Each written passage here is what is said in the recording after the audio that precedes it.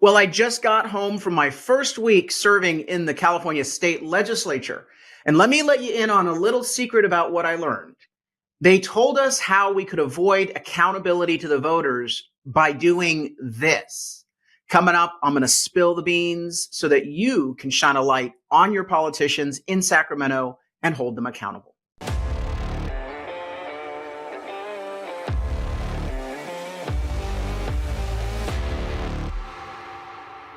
I'm Carl DeMaio, chairman of Reform California and newly installed, sworn in member of the California State Assembly, representing District 75 here in San Diego. I was sworn in on Monday, and we obviously, as I explained to you in a previous episode earlier this week, I immediately went after Gavin Newsom on his illegitimate, hypocritical stunt on having a special session against Donald Trump.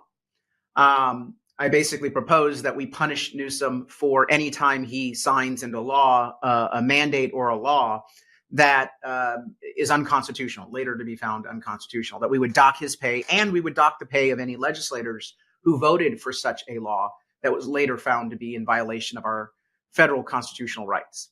Obviously, they didn't want to talk about my bill. The session adjourned very quickly. It was a stunt for Gavin Newsom to basically get a bunch of media there. I do expect that he's going to pass some bills against Donald Trump in January, particularly to time it right before Trump takes office on January 20th. But let me tell you about what happened the next day. On Tuesday and Wednesday, we were given briefings on how the new members, on how the system works. And let me tell you right now, I don't want to play by the rules of the system. I do not want to play by the corrupt swamp practices and culture, but I want to learn. I want to know what they're doing so I can let you know what their tricks are so that you can help us shake up the system and change those bad tricks.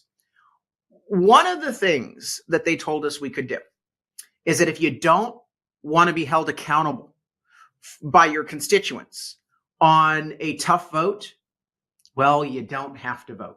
They have a whole complicated, swampy, corrupt set of rules and provisions and protections to allow members not to vote on things that you want. Because they know that if they vote no on something that you really want, that you might hold it against them in the next election.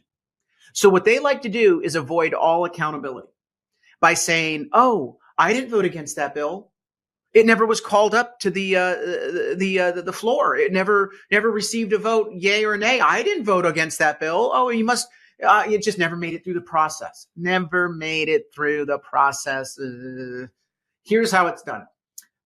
Here's a member of the state legislature, Assembly Member Mike Fong, California's yes man. Meet the Democratic lawmaker who has never said no to a bill. There are a bunch of Republican bills in the legislature.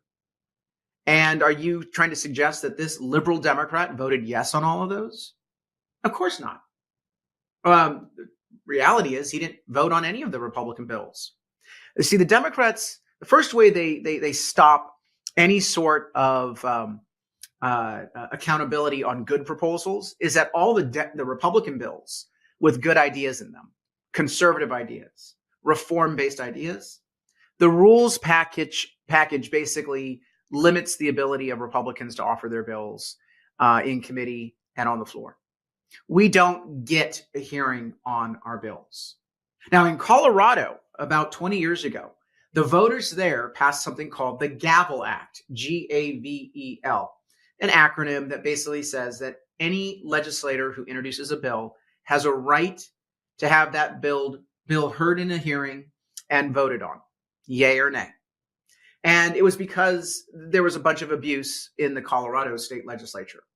We do not have a similar rule or provision in California. So the Democrat supermajority shields someone like Mike Fong, liberal, from having to vote against good bills and be held accountable back home by basically saying, we don't have to consider the Republican bills. We don't even have to consider Democrat bills that might actually have some good ideas in them if we don't want our members to get jammed up with their liberal, rabidly far left base. So how does that work? I'm glad you asked. There's a whole process, rules package for how people can, and here's Cal Matters covering the story last May. California lawmakers keep killing bills by not voting on them. Do the rules need to change? Yeah. So this is a repeated pattern that even the liberal Cal Matters blog has brought up. So let me walk you through how it happens. And Cal Matters has the story this week. Disappearing bills. More than 2,300 bills died without a vote in the last 2 years. Are you detecting a pattern here? I've got to give credit to Cal Matters, even though they're a left-leaning online blog. They do some pretty good work. And so whatever they do, I'm going to give them credit. And whenever their left-wing bias shows, I'm going to smack them. But they've been on this issue, and I do appreciate it. Cal Matters, I think, genuinely is interested in transparency and accountability on some of these issues. So I did want to say, good work, guys, at least on this part. So how does it happen? First and foremost, when a legislator introduces a bill, and this is what they taught us on Tuesday, when a legislator introduces a bill, the first place it goes is the Rules Committee. And in the Rules Committee, the Democrats control all the committees. They get to refer the bill to all these other committees. The first way they kill a bill is they just decide we're not going to refer this bill to any committee. It's dead. So a lot of bills die by not getting referred from Rules to the Committee of Jurisdiction. So they can get a hearing. People can say yay or nay. They can bring their arguments for and against in a hearing at a committee, not the full session, but at least the bill gets heard at a committee. And then where does it go from there? Well, hold on. In committee, the chairman of the committee, who's of course a Democrat because the Democrats control all the committees, chairman doesn't even need to bring up a bill for consideration in their committee, even when the bill has been referred to their committee.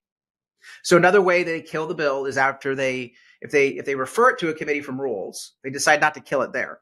The chairman of the committee, always a Democrat, can just say, we're not going to consider that. We're just not going to bring it up. So no one has to vote for or against it. And no one even gets to hear about the bill, pro or con.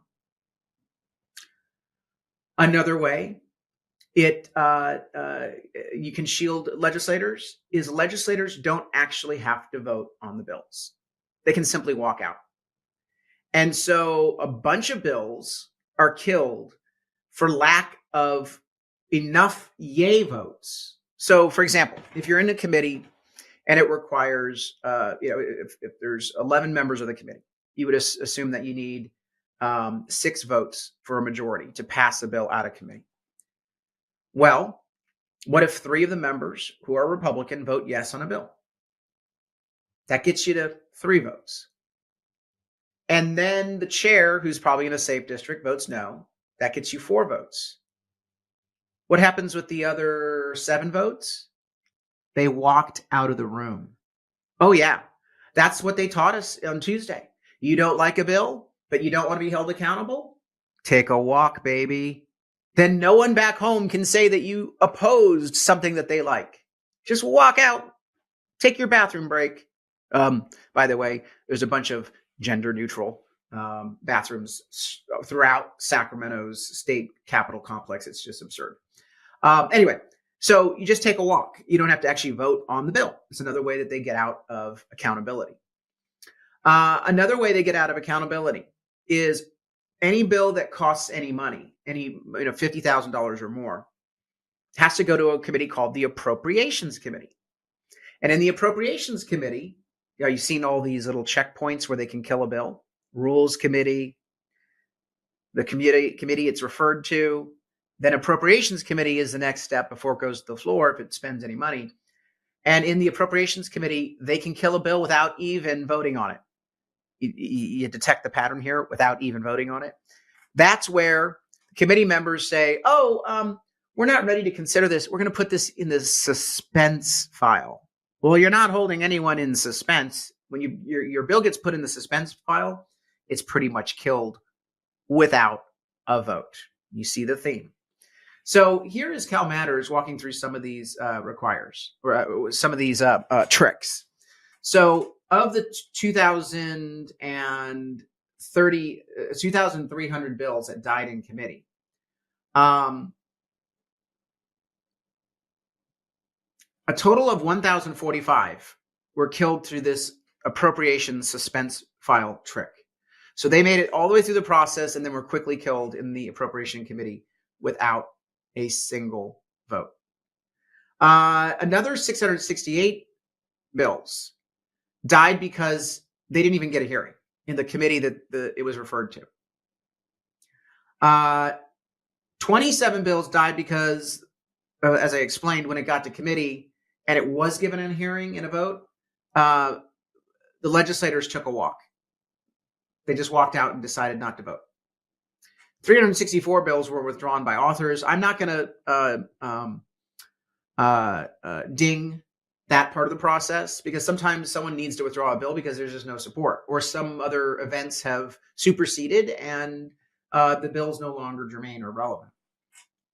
But another 166 bills were basically placeholders, and I don't ding them for that, because people will introduce a bill thinking, okay, we may or may not want to do this, and so I'm going to have a placeholder, amend it, act on it if something transpires throughout the legislative session. But you see all these bills here that are killed without transparency of knowing where the members stand on the items in that bill. Look, I think we ought to have something similar to Colorado's Gavel Act. And that was a constitutional amendment to their state constitution approved by the voters. I think that would be a great idea. But here's an easy way to settle this. Demand your legislators change the rules.